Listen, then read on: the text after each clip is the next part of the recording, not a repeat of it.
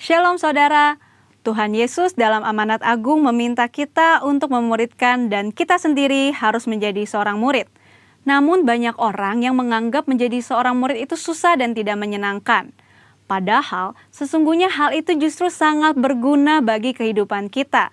Oleh karena itu, edisi Voice of Pentecost kali ini kita akan membahas jati diri seorang murid. Dalam bahasa aslinya, murid berarti seseorang yang belajar. Dalam Alkitab, memuridkan adalah cara untuk memperluas kerajaan Allah. Inilah yang Tuhan Yesus lakukan selama pelayanannya di bumi ini. Ia mengajar dan melatih murid-muridnya untuk pada akhirnya diutus menjadi saksi. Dalam kitab para rasul, kita menemukan bahwa para rasul melakukan hal yang sama dengan apa yang Tuhan Yesus lakukan. Sehingga jumlah murid semakin bertambah di seluruh dunia sampai sekarang. Tentunya, hal ini tidak berarti semua orang percaya harus menjadi guru atau pengkhotbah. Namun sebagai murid, kita harus menjadi saksi melalui seluruh aspek kehidupan kita. Sebuah penelitian yang dilakukan oleh Russell McCann dan Marcia Webb pada tahun 2012 menunjukkan bahwa orang yang rajin membaca dan merenungkan firman Tuhan cenderung lebih setia kepada Yesus dan kuat dalam menghadapi tantangan. Hal ini sesuai dengan firman Tuhan yang berkata bahwa iman timbul dari pendengaran akan firman Tuhan. Itulah sebabnya kita harus lebih banyak membaca dan merenungkan firman Tuhan, agar pola pikir dan iman kita lebih kuat dalam menghadapi tantangan dan pergumulan hidup kita. Selain itu, kita juga dihadapkan dengan bahaya pengajaran sesat. Pengajaran sesat merupakan pola serangan iblis sejak di Taman Eden hingga akhir zaman. Karena iblis adalah bapa pendusta dan metodenya adalah dengan tipu muslihat. Untuk menghadapi tipu muslihat iblis adalah dengan pedang roh, yaitu firman Tuhan. Namun ada orang-orang Kristen yang tidak terlalu suka dengan pengajaran karena dianggap sebagai sesuatu yang rumit dan membosankan. Akibatnya, ada orang Kristen yang menganggap pengalaman rohani lebih penting daripada pengajaran. Mari kita renungkan ilustrasi ini. Mana yang Anda pilih? Melihat laut dari tepi pantai atau melalui sebuah peta?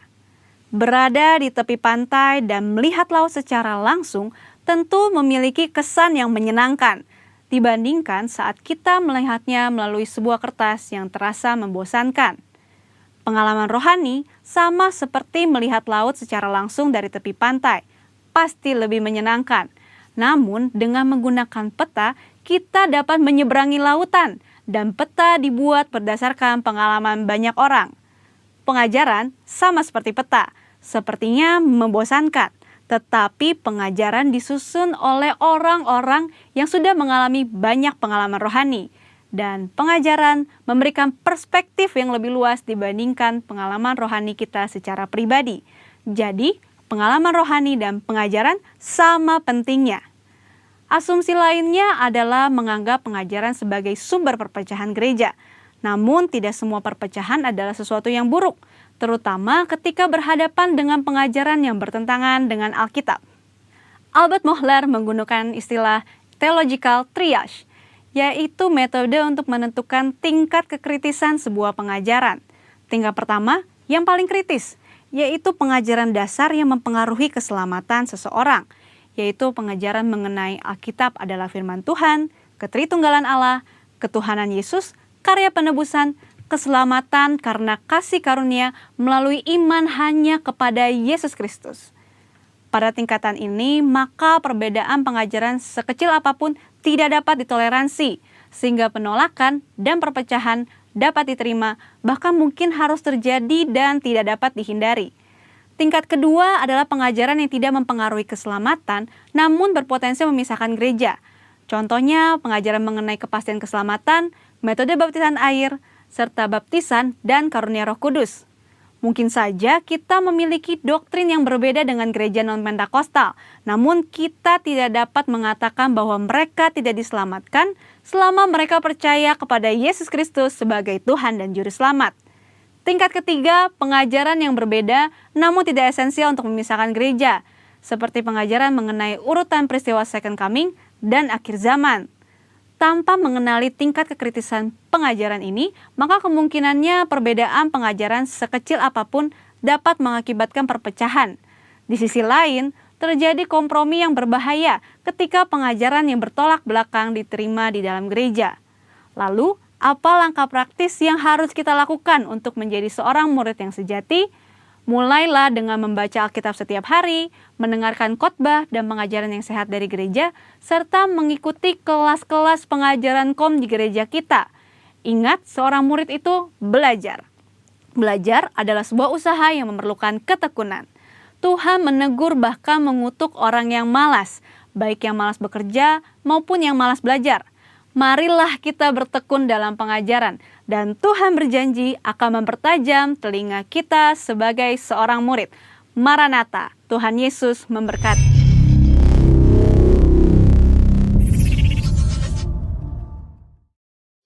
Puji nama Tuhan. Shalom Bapak Ibu Saudara, sidang Tuhan Yesus, shalom.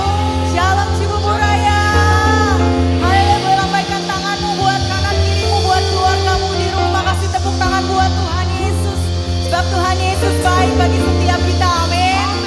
Haleluya, kita mau sama-sama menyembah memuji Tuhan.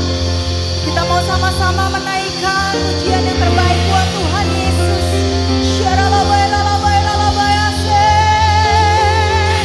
Haleluya. Terima kasih Tuhan Yesus, terima kasih Bapa untuk kasih setiamu Tuhan. Kami bersyukur Tuhan Yesus, Engkau teramat baik bagi setiap kami Tuhan Yesus. Kami bersyukur Tuhan Yesus buat penyertaan-Mu Tuhan bagi setiap kami Tuhan.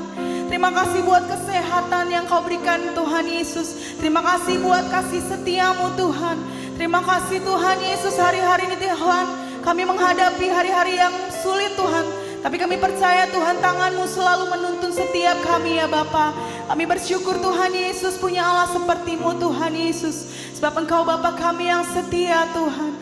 Mari sama-sama naikkan syukur-Mu buat Tuhan Yesus. Katakan terima kasih Tuhan, terima kasih ya Bapa. Kami mau naikkan syukur kami yang terbaik buat Engkau Tuhan. Kami mau menjadi penyembah-Mu yang benar Tuhan Yesus. Kami mau menjadi penyembah-Mu yang benar dan kudus di hadapan-Mu Tuhan.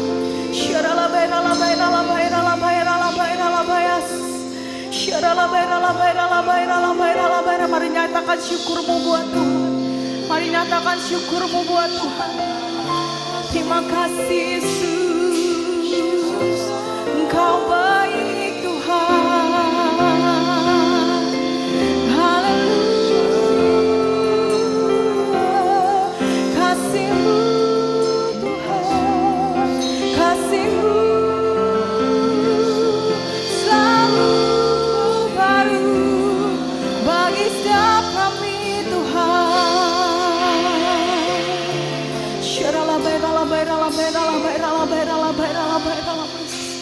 Sebab Engkau Bapa kami yang setia Tuhan Yesus. Sebab Engkau Bapa kami yang mulia Tuhan Yesus.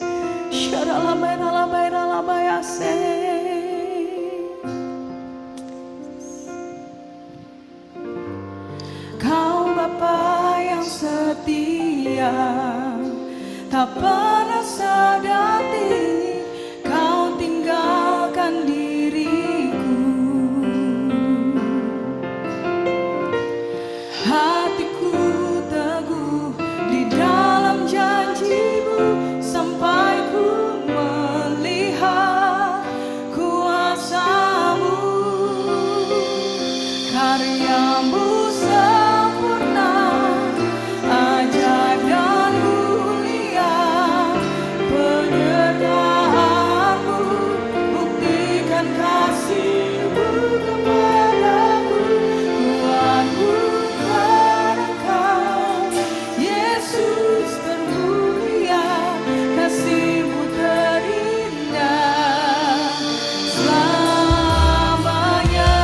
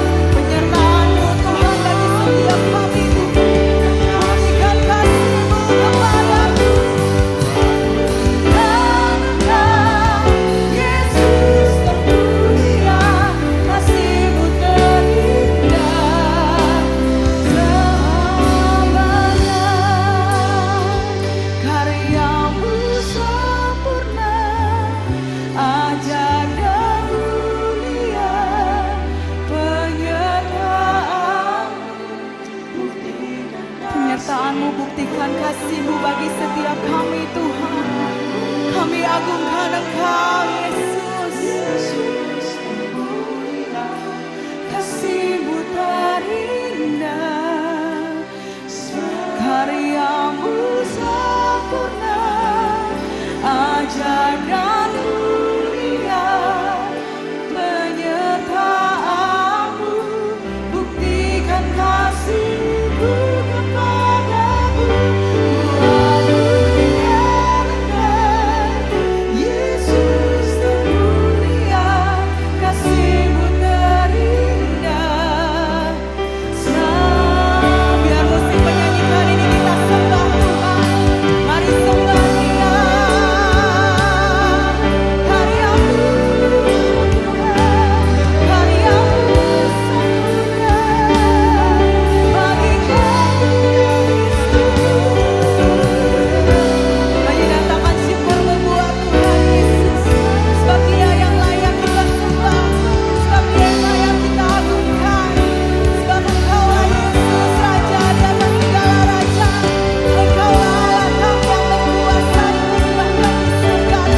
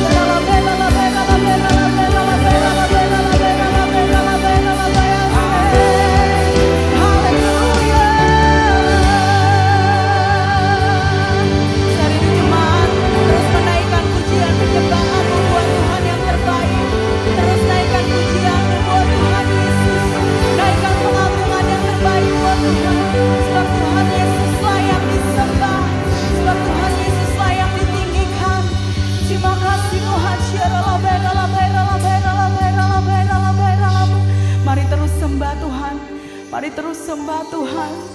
Mari terus sembah Tuhan. Masuk dalam hadirat Tuhan.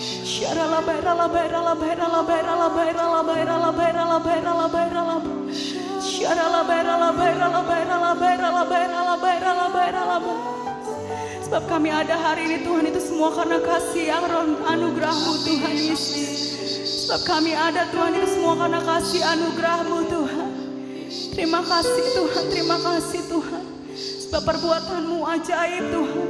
Sebab perbuatan-Mu ajaib Tuhan Yesus.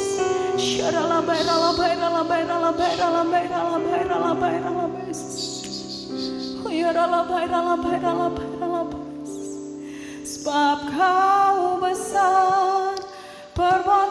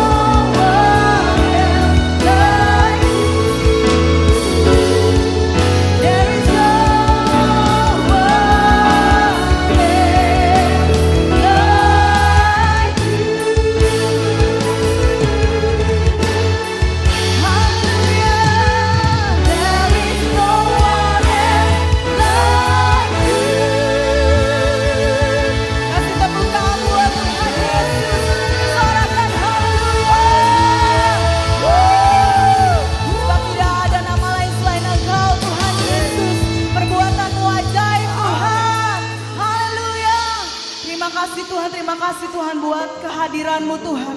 Kami mau lebih lagi Tuhan bersuka cita di dalam Engkau Tuhan.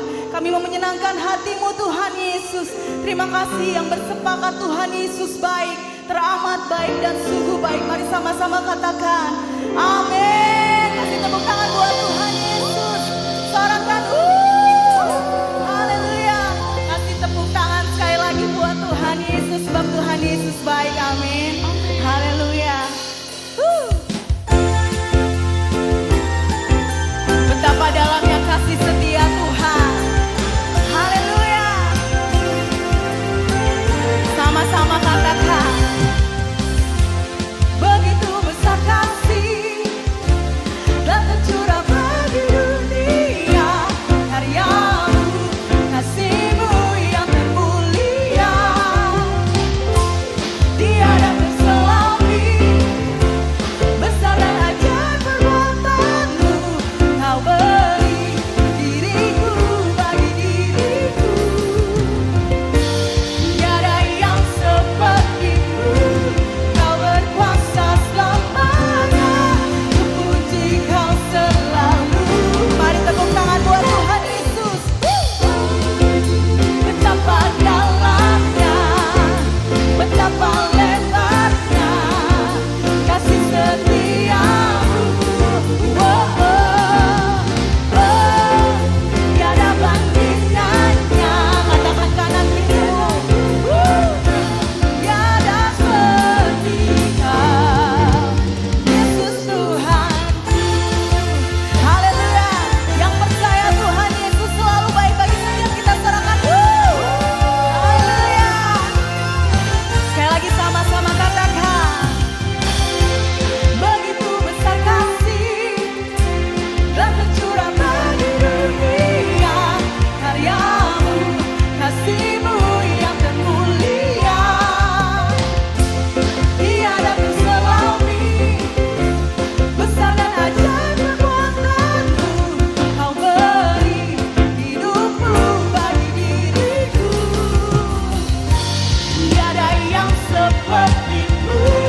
Kau berkuasa selamanya, kupuji Kau selalu.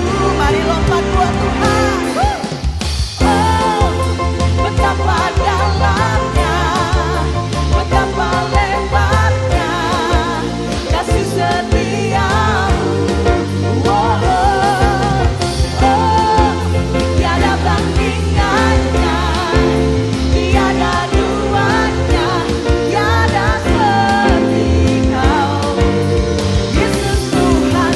Oh, betapa dalamnya, betapa lebar. Haleluya. Oh, oh, oh, tiada bandingannya, tiada duanya, tiada seperti Kau, Yesus Tuhanku. Anugerah-Mu selalu baru, tiada bertesudah. Mari sama-sama menari buat Tuhan. Haleluya. Sebab anugerah Tuhan baru bagi setiap kita.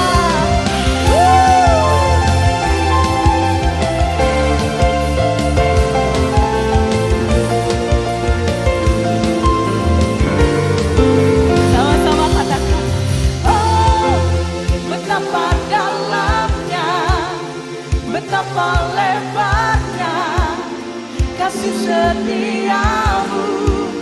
Oh, oh, oh, tiada bandingannya, tiada duanya, tiada seperti Kau. Mari sekali lagi katakan, oh, betapa dalamnya, betapa lebarnya kasih setia-Mu. Oh, oh,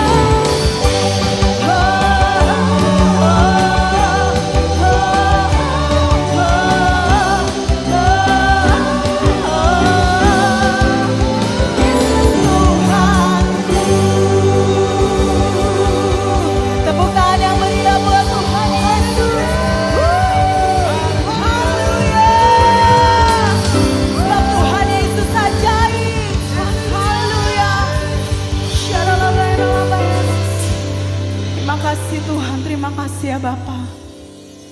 Kami bersyukur Tuhan Yesus buat sukacita yang taruhkan bagi setiap kami Tuhan. Buat sukacita yang kau berikan bagi setiap kami ya Bapa. Kami mau mendengarkan firman-Mu Tuhan. Biar kami duduk diam di hadirat-Mu Tuhan. Biar kami duduk diam di hadirat-Mu Tuhan.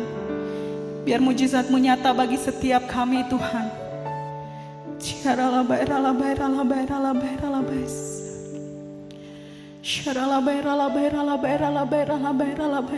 Kami siap Tuhan menjadi pendengar-pendengar-Mu Tuhan. Kami siap menerima firman-Mu Tuhan Yesus. Biar firman-Mu Tuhan tumbuh dan berbuah dalam hidup kami ya Bapa.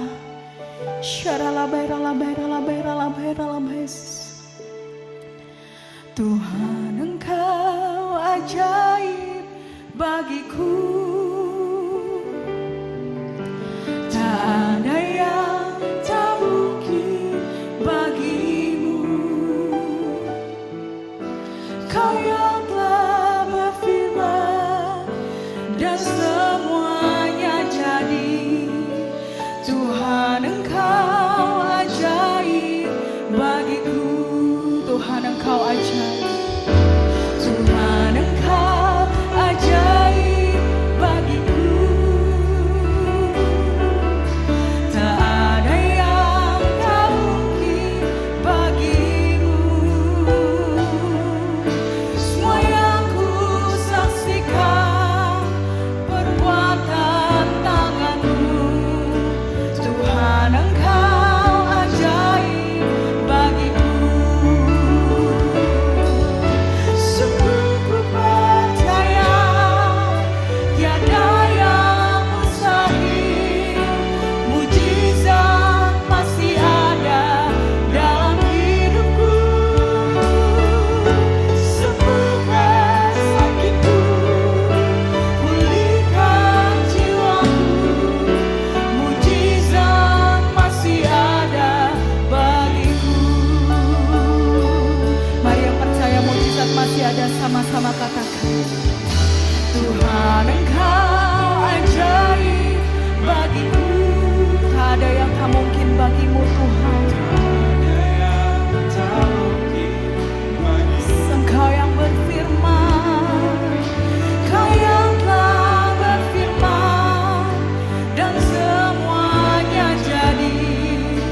Tuhan Engkau ajaib. Tuhan Engkau ajaib bagi kami Tuhan. Tuhan Engkau ajaib bagiku.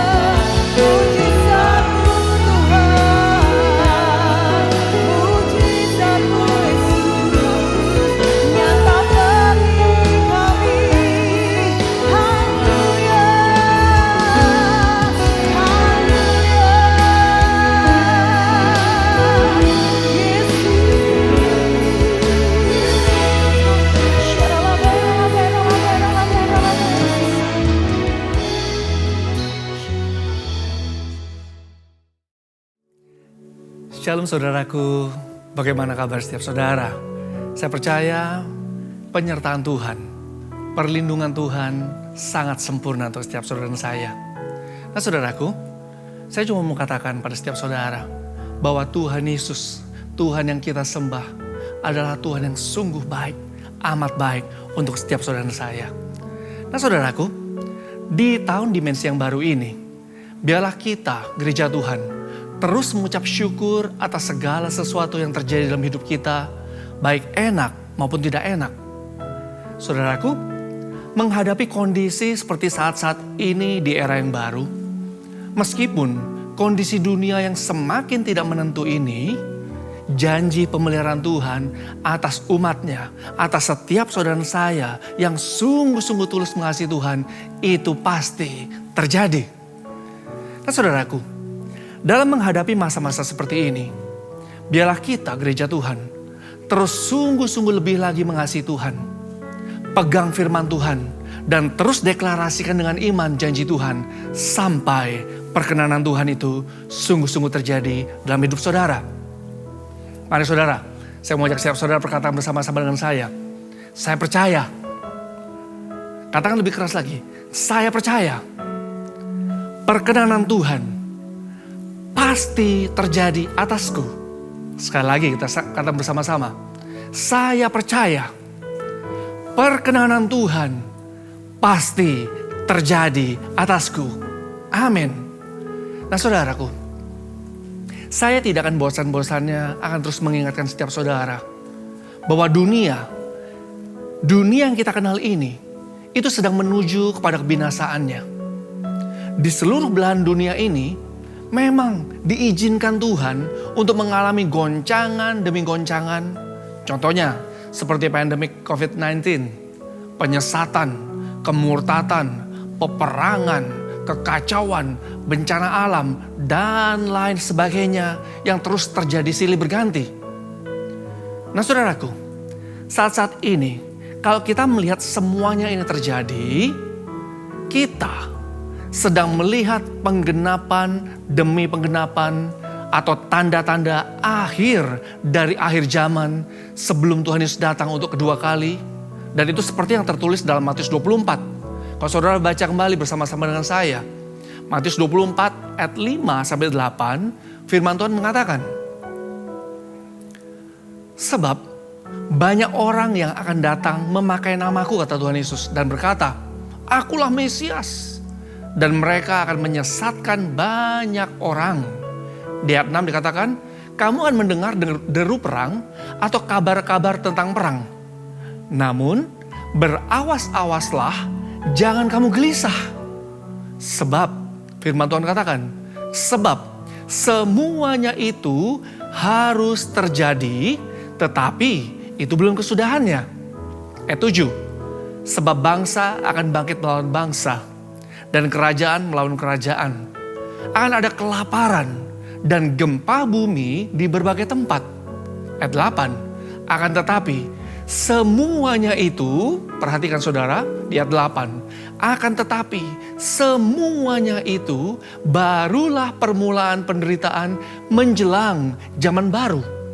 Nah, dari Matius 24 ayat 32-33 firman Tuhan katakan, tariklah pelajaran dari perumpamaan tentang pohon ara. Apabila ranting-rantingnya melembut dan mulai bertunas, kamu tahu bahwa musim panas sudah dekat. Demikian juga jika kamu melihat semuanya ini, ketahuilah bahwa waktunya sudah dekat, sudah diambang pintu. Jadi saudara, jika kita perhatikan apa yang firman Tuhan katakan mengenai kondisi manusia dan kondisi dunia di akhir dari akhir zaman ini, memang benar. Penggenapan demi penggenapan firman Tuhan itu tepat terjadi seperti yang tertulis dalam Alkitab. Bahwa kondisi kekacauan, kejahatan, namanya kemurtatan, gaya hidup manusia akhir zaman yang sangat rusak, itu sama seperti keadaan pada zaman Nuh dan juga pada zaman Lot di Sodom dan Gomora. Kembali perhatikan Mari saudara, kembali perhatikan tentang prinsip-prinsip dasar hukuman Allah. Yang Alkitab katakan, kalau kondisi dosa, kejahatan, dan kemurtatan manusia di akhir zaman yang dikuasai kegelapan ini meningkat pada puncaknya, perhatikan, maka penghukuman Tuhan akan turun. Kemurahan Allah itu diganti menjadi hukuman. Seperti dalam kitab Roma 11 ayat 22 mengatakan. Buka Alkitab saudara, baca Roma 11 ayat 22. Firman Tuhan katakan, sebab itu perhatikanlah kemurahan Allah dan juga kekerasannya, yaitu kekerasan atas orang-orang yang telah jatuh, tetapi atas kamu kemurahannya atau kemurahan Tuhan, yaitu jika kamu tetap dalam kemurahannya. Jika tidak, kamu pun akan dipotong juga. Saudaraku, hal ini sangat mengerikan dan ini bukan hal yang main-main. Contoh saudara, pada zaman Nuh, pada waktu kemurtatan, kebejatan, kejahatan, kekerasan itu meningkat, dosa meningkat pada puncaknya. Pada zaman Nuh, perhatikan, hanya Nuh, istri, 3 anak dan 3 menantunya saja yang selamat. Nanti saudara setelah ini bisa kembali baca di kitab Kejadian pasal yang ke-7. Contoh yang kedua, pada waktu zaman Lot di Sodom dan Gomorrah. Perhatikan, waktu kejahatan atau dosa itu meningkat pada puncaknya, murka Tuhan turun. Dan dikatakan, hanya Lot dan kedua anaknya saja yang diselamatkan. Saudara juga bisa baca nanti di kitab Kejadian pasal yang ke-19. Contoh yang berikutnya juga pada bangsa Israel. Ini umat pilihan Allah loh saudara. Ini bangsa yang Tuhan pilih sendiri. Ini umat pilihan Allah. Mata Tuhan sangat mengasihi mereka, tertuju atas mereka. Tetapi perhatikan, ketika mereka terus mengeraskan hati, tidak mau bertobat, terus bebal, dan terus memakai cara berpikir mereka, terus ngomel, terus mereka tuh marah-marah sama Tuhan, komplain. Ketika mereka keluar dari Mesir, perhatikan, generasi pertama yang seharusnya mereka melihat, mendengar perbuatan Allah dan janji Tuhan yang dahsyat, bahwa mereka dikeluarkan dari tanah perbudakan di Mesir menuju ke suatu tanah perjanjian yang berlimpah susu dan madu. Apa yang terjadi? Generasi pertama itu semua mati di padang gurun. Saudara baca nanti kembali juga di 1 Korintus 10 ayat 1 sampai 11. Nah saudaraku, untuk itu gereja Tuhan, saudara dan saya harus sungguh-sungguh melihat semuanya itu dari sisi kacamata Tuhan memandang. Jika kita melihat semua hal-hal di atas ini meningkat terjadi, seperti yang firman Tuhan katakan, artinya saudara, waktu kedatangan Tuhan itu sudah sangat dekat. Segala sesuatu di dunia itu sedang digoncang. Agar satu hal, yaitu kerajaan Allah, kerajaan Tuhan Yesus yang tidak tergoncangkan, dan kemuliaan Tuhan itu akan muncul dan tercurah lebih lagi ke atas muka bumi. Alkitab menekankan bahwa orang-orang yang sungguh-sungguh mencari Allah dengan tulus karena dia mengasihi Tuhan, maka apa saudara? Orang-orang yang demikian ini dikatakan akan menghasilkan atau mengalami berkat, perlindungan, perkenanan, dan hidup kekal bersama dengan Tuhan Yesus. Tetapi sebaliknya, ketika orang-orang tersebut gagal atau tidak mau mencari Allah, maka apa yang terjadi? Itu semua akan menghasilkan kemerosotan rohani dan hukuman Allah. Dan pastinya saudara, yang sangat mengerikan adalah mati kekal selama-lamanya di neraka. Saudaraku, tanggal 18 September 2020, setelah matahari tenggelam, bangsa Israel ini akan memasuki tahun yang baru, tahun 5781. Nah saudaraku, seperti setiap tahun-tahun sebelumnya, sebelum mereka memasuki tahun yang baru, mereka itu saudara mempersiapkan diri untuk masuk ke dalam waktu-waktu untuk merendahkan diri sungguh-sungguh di hadapan Tuhan, mencari wajah Tuhan, bertobat, dan kembali ke jalan-jalan Tuhan yang benar. Nah, demikian pula untuk orang percaya saat ini, untuk orang-orang percaya atau gereja Tuhan saat ini. Dalam masa-masa seperti ini saudara, inilah masa-masa atau saat yang waktu sangat tepat, merupakan waktu yang sangat tepat untuk melakukan apa? Check up kehidupan rohani kita. Tuhan ingatkan saat-saat ini, apa sih prioritas hidup kita yang harus sungguh-sungguh kita harus lakukan? Apa prioritas hidup yang harus sungguh-sungguh saudara dan saya lakukan? Selain dari sungguh-sungguh merendahkan diri di hadapan Tuhan, mencari wajah Tuhan, berusaha sungguh-sungguh untuk hidup berkenan di hadapan Tuhan. Firman Tuhan dalam Yesaya 55 ayat 6-7 mengatakan, mari saudara di rumah-rumah, saudara Alkitab, buka. Yesaya 55 ayat 6-7. Firman Tuhan katakan, carilah Tuhan selama ia berkenan ditemui. Berserulah kepadanya selama ia dekat. Baiklah orang fasik atau orang jahat meninggalkan jalannya, dan orang jahat meninggalkan rancangannya. Baiklah ia kembali kepada Tuhan, maka dia atau Tuhan Yesus akan mengasihaninya. Dan kepada Allah kita, sebab ia atau Tuhan Yesus akan memberikan pengampunan dengan limpahnya. Lalu saudaraku, apa yang harus gereja Tuhan harus terus lakukan dalam masa-masa ini? Yang pertama, yang gereja Tuhan harus terus lakukan dalam masa-masa ini. Yang pertama, masing-masing pribadi harus sungguh-sungguh siapkan diri, berjaga-jaga untuk pengangkatan. Siap-siap di rapture saudara. Karena pengangkatan atau rapture itu bisa terjadi di segala waktu. Beberapa bulan lalu, salah satu pesan Tuhan yang sangat kuat kepada hambanya, Pendeta Benny Hinn. Kalau saudara bisa mungkin cari juga di YouTube, itu di sekitar bulan Mei 2020. Tuhan tuh berbicara sangat-sangat kuat kepada Pendeta Benny Hinn. Tuhan berkata, Tuhan Yesus itu akan segera datang jauh lebih cepat dari apa yang kita pikirkan dan bayangkan sebelumnya. Dunia akan melihat dan mengalami suatu kejadian demi kejadian yang sangat mengerikan.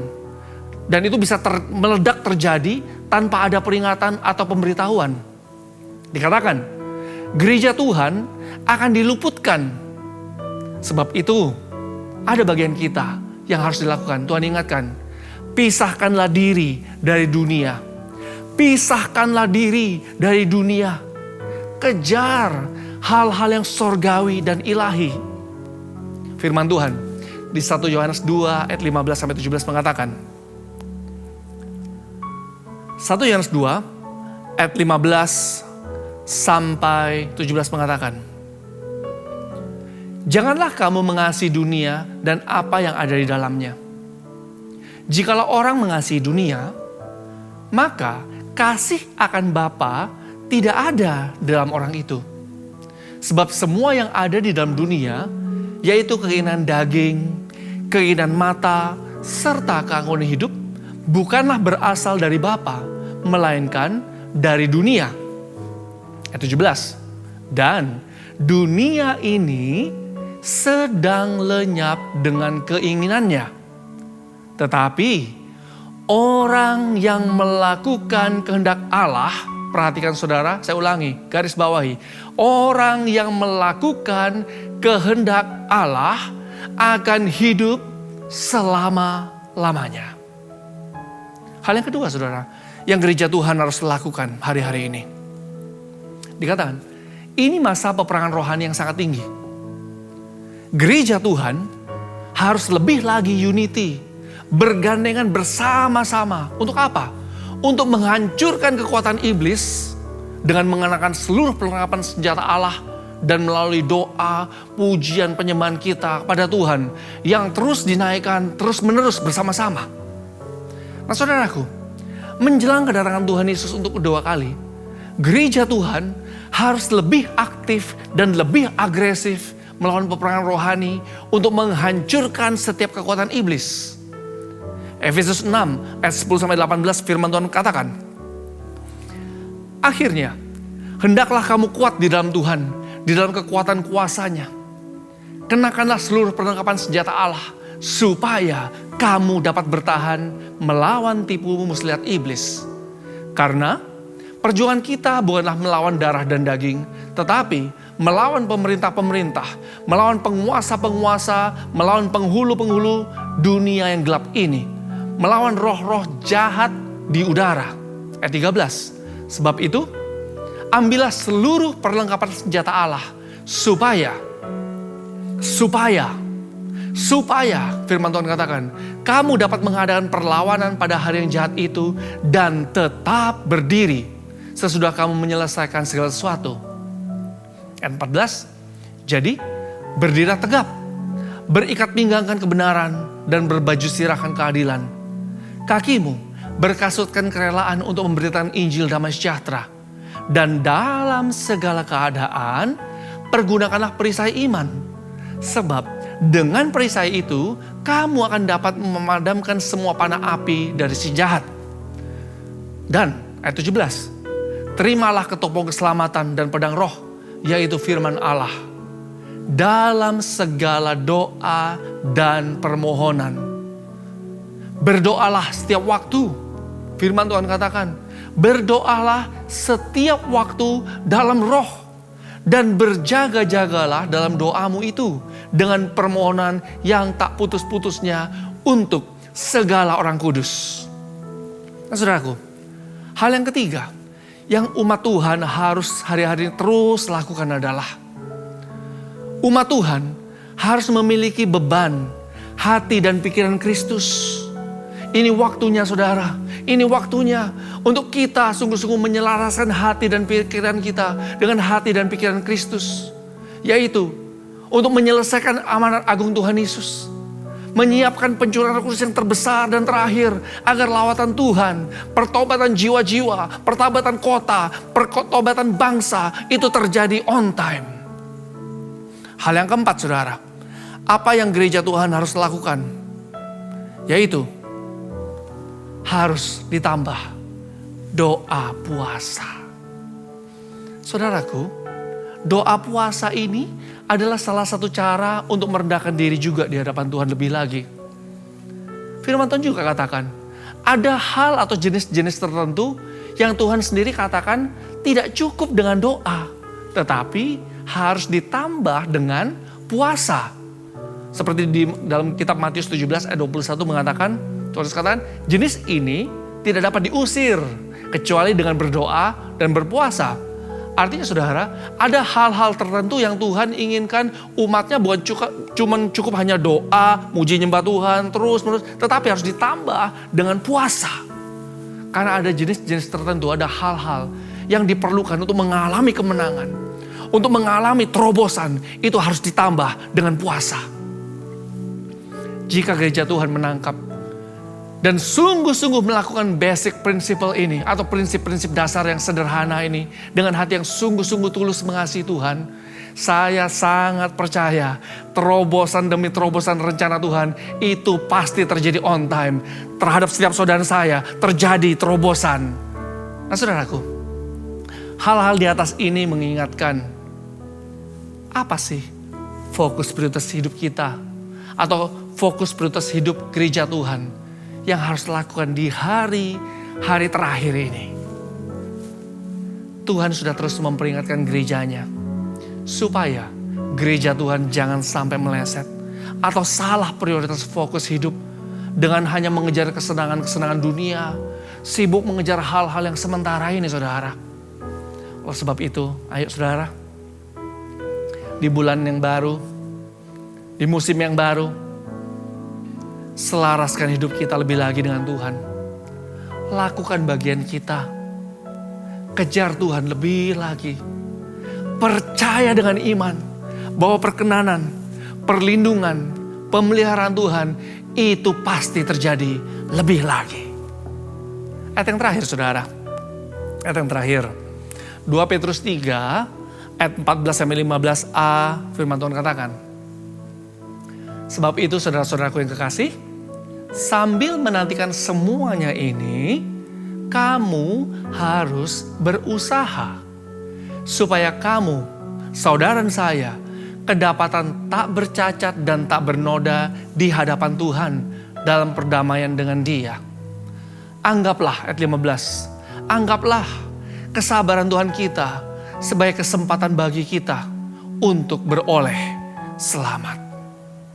Haleluya. Saya sudah selesai menyampaikan pesan Tuhan. Dan biarlah saudara, kita masing-masing di rumah, responi Tuhan. Responi Tuhan. Tundukkan kepala. Tundukkan kepala. Terus buka hatimu lebih lagi. Buka hatimu lebih lagi. Kedaya rarabaya raraba syatakadaya.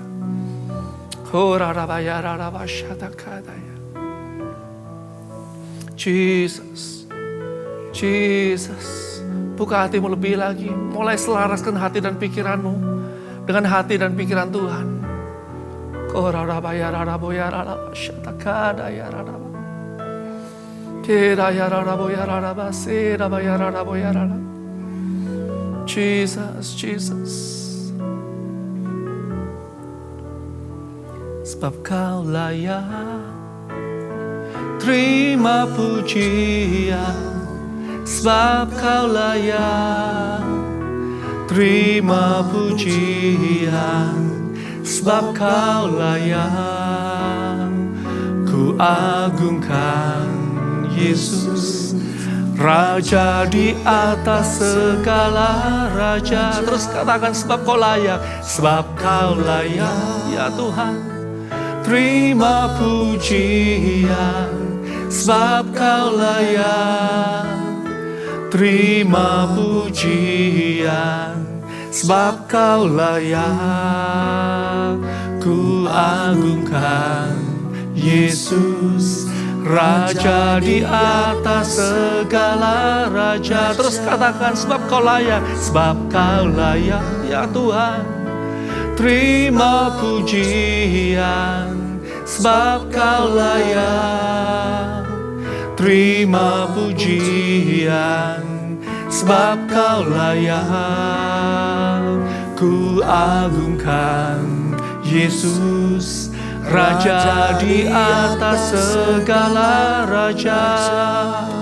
Katakan, Yesus, ku sembah Kau, sujud di hadapan-Mu. Keinginan dalam hidupku hanya untuk menyembah-Mu.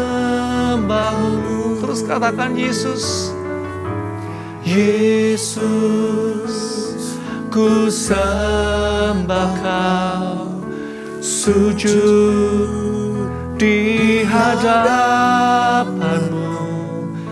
Keinginan dalam hidupku hanya untuk menyembah-Mu.